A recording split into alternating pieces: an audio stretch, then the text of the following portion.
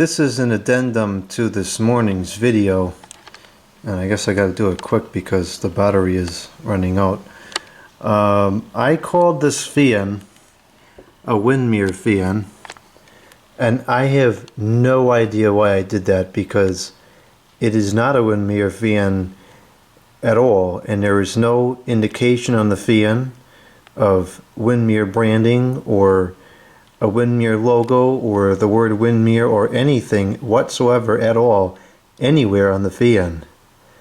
So I don't know, but I was totally wrong on that one.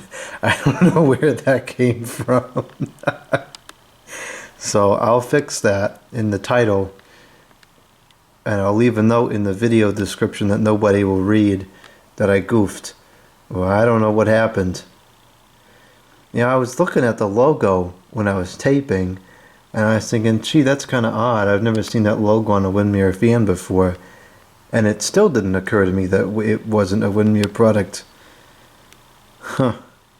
I don't know. It just goes to show the power of conception and misconception. If you think something for some reason, sometimes you believe it more than you should. And that is clearly what happened here with this fan, this non-Windmere fan.